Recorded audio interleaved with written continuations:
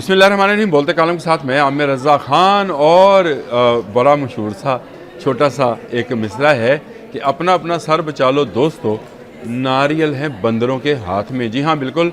दुनिया जो है असले की दौर में पागल हुई पड़ी है और नए से नया मिसाइल, नए से नया जहाज़, नया से नया बम जो है उसको ईजाद किया जा रहा है। लेकिन जो ममालिक जो हैं अपने आप को इन बंदरों से बचाना चाहते हैं, वो अपना अपना एयर डिफेंस सिस्टम जो है वो बना रहे हैं। और ये एयर डिफेंस सिस्टम जिस काम आता है, आपने सुना होगा कि आयरन डोम बन रहा है, गोल्डन डोम बन रहा है, डायमंड डोम बन रहा है। ये असल में कोई इमारत नहीं बन रही होती है, बल्कि वही डिफेंस सिस्टम है जिसके तहत दुनिया भर के बंदरों के आए हुए नारियल या मिसाइल जो हैं उनको उनसे बचा जा सकता है। पाकिस्तान इस वक्त तक जो मिसाइल सिस्टम्स डिफेंस के लिए अपने इस्तेमाल करता रहा है वो चाइनीज़ हैं। मैंने आपको इससे पहले एक व्लॉग के अंदर ये बताया था। HQ-9 है, HQ-19, HQ-29 उनके हवाले से भी मैंने बात की थी कि उसको लिया जा सकता है या उससे आने वाले मिसाइल्स जो हैं उनको रोका जा सकता है। लेकिन एक खुशखबरी और भी है, और खुशखबरी ये है कि पाकिस्तान खुद का आयरन डोम बनाना जा रहा है। और इसके लिए पाकिस्तान ने फाज नामी जो है मिसाइल सिस्टम उसको डेवलप कर लिया है। पाकिस्तान की ग्लोबल इंडस्ट्री डिफेंस सॉल्यूशन जो है एक अदारा है जिसने इस डिफेंस सिस्टम को, जिसको फ़ाज़ 1 और फ़ाज़ 2 कहा जाता है, डेवलप किया है। और इसका काम भी वही है जो आयरन डोम में मौजूद मिसाइल सिस्टम जो हैं, जिस तरह S-400 है या आप थार्ड है अमेरिकन पैट्रियट मिसाइल का सिस्टम, बैटरीज़ हैं, इसी तरह का ये मिसाइल सिस्टम है जो मुख्तलिफ रेंज पर पाकिस्तान ने तैयार किया है। और ये कोई छोटी बात नहीं है। पाकिस्तान बहुत जल्द उन ममालिक में शामिल हो जाएगा जो अपनी सरजमीन का दिफा, पाकिस्तान की तरफ आने वाला हर सोनिक और हाइपरसोनिक और इस तरह के तमाम जो मिसाइल हैं उनको रोकने और उनको इंटरसेप्ट करने में कामयाब हो जाएगा। ये फ़राज़ 1 जो सिस्टम है ये पाकिस्तान में इसको क्लेड सिस्टम कहा जाता है। मैं उसकी बता दूं, comprehensive layered integrated air defence system.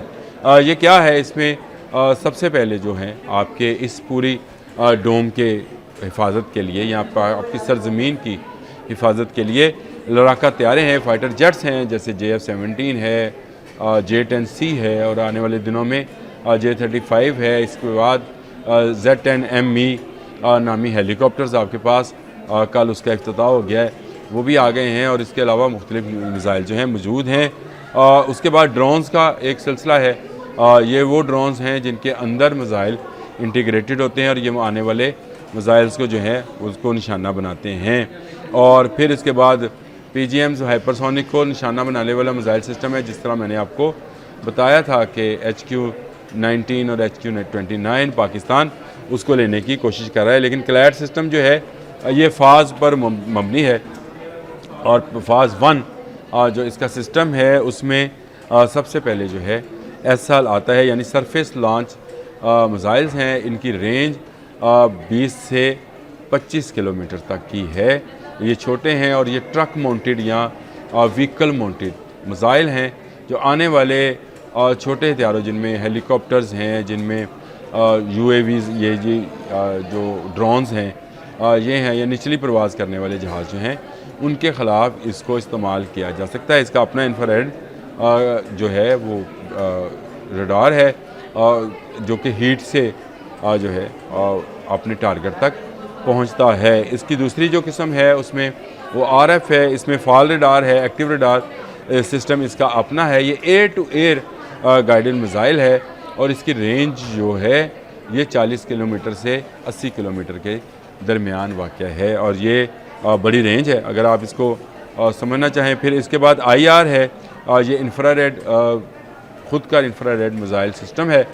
ये भी air to air missile system है और इसमें से भी जो पाकिस्तान है, आप पाकिस्तान की ज़मीन और इसकी तरफ आने वाले हर फ्लाइंग ऑब्जेक्ट को इंटरसेप्ट किया जाएगा। लेकिन जिसकी बात मैं आपसे अभी करने जा रहा हूँ वो फ़ाज़ 2 है। ये है आने वाले दिनों का हमारी हिफाजती शील्ड का, यानी हमारी उस 3 लेयर्स का, जिसमें मैंने आपको बताया कि फ़ाज़ SR, फाज, FR, IR, ये 3 लेयर्स होंगी, लेकिन सबसे ऊपर जो लेयर होगी वो फाज 2 की होगी। और ये फाज 2 एयर टू एयर मिज़ाइल है, और एयर टू एयर मिज़ाइल को आप PL मिज़ाइल से PL-15 मिज़ाइल की तरह का ये मिज़ाइल सिस्टम है जो कि पाकिस्तान ने खुद बना लिया है। GIDS मैंने आपको बताया, ग्लोबल इंडस्ट्री डिफेंस सॉल्यूशंस ने ये मिज़ाइल डेवलप किया है, और इसकी अब तक की रेंज जो मुतलका इसकी मालूमात हैं उसके मुताबिक 180 किलोमीटर प्लस है। और जो मुख्तलिफ जासूसी के अदारे हैं दुनिया भर में जो नज़रें रखे हुए हैं पाकिस्तान पर, उनका ख्याल ये है कि इसकी सही मालूमात जो है वो नहीं दी जा रही। इसकी रेंज इससे भी ज़्यादा हो जाएगी, और इसकी रेंज अगर ज़्यादा हुई तो ये JF-17 थंडर, जिसके साथ अभी हम Chinese air to air missile जो हैं उनको इंटीग्रेट करते हैं या लगाते हैं, उससे भी हम बाहर निकल जाएंगे। ये कीमत में भी कम होंगे और इनकी मकदार भी ज़्यादा इसलिए होगी कि पाकिस्तान तो ख़ुद बना रहा होगा, पाकिस्तान ने ये टेक्नोलॉजी हासिल कर लिया। और GIDS कोई ऐसा अदारा नहीं है, उदारा ये ना समझिएगा कि शायद ये कोई प्राइवेट अदारा है, ये भी गवर्नमेंट के साथ ही काम करता है। और मुख्तलिफ इंडस्ट्रीज़ जो हैं, ये है BVR है जी, ये मिज़ाइल बियॉन्ड विजुअल रेंज जिसको बोलते हैं, BVR दुनिया के जदीद तरीन मिज़ाइल सिस्टम है। जिस तरह से गौतक है तुर्की का, और चाइना का PL रेंज है, PL-15, 17, 21 अभी आ गया है, वो भी है।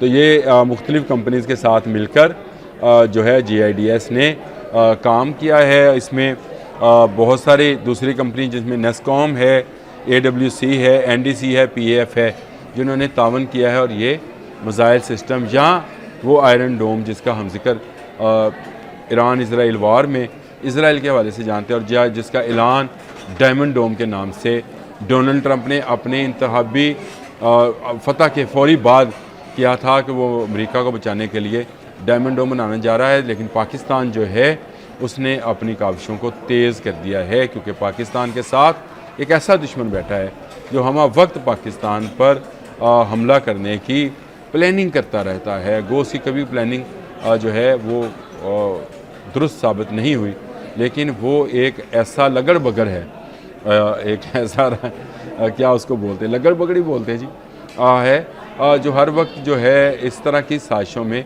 मसरूफ़ रहता है जो पाकिस्तान के ख़िलाफ़ हों। लेकिन पाकिस्तान के शेर जो हैं हमेशा जाग रहे होते हैं।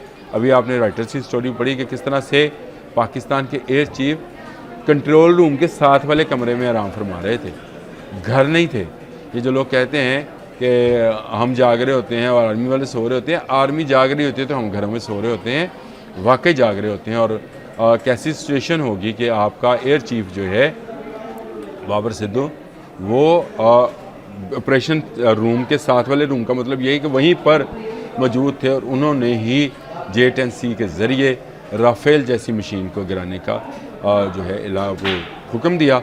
और जिसके बाद पाकिस्तानी पायलट्स ने कमाल कर दिखाया, तो उसके बाद बड़ी फ़ौज की बारी आई जिन्होंने अल-फतह के मिज़ाइल के साथ भारत के तमाम गंदे इरादों को फ़तह कर लिया, और एक नूर की तरह फतह मिज़ाइल जो है चमकता हुआ भारत पर गिरा और भारत को तहस नहस कर दिया। लेकिन पाकिस्तान क्योंकि एक दिफाई मुल्क है, पाकिस्तान कभी किसी दूसरे मुल्क में हमला नहीं करना चाहता, इसलिए पाकिस्तान ने अब सोचा है कि क्यों ना अपना एक आयरन डोम बना लिया जाए, जिसके अंदर 4 लेयर्स के अंदर ऐसा सिस्टम मौजूद हो जो कि ख़ुद पाकिस्तान का बनाया हो।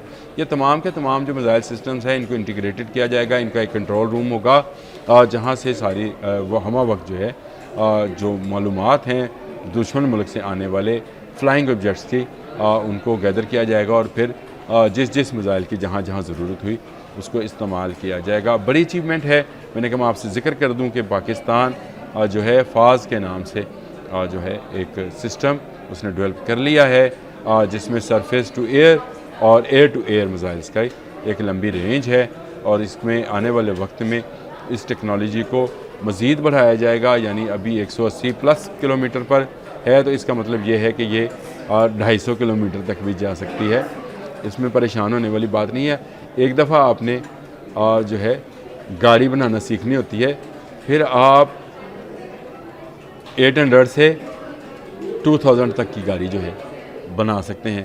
तो खुशी की खबर थी, मैंने कहा मैं आपको बता दूं कि पाकिस्तान अपना आयरन डोम बनाने में कामयाब हो गया है। अब तक के लिए इतना ही। अल्लाह हाफिज़।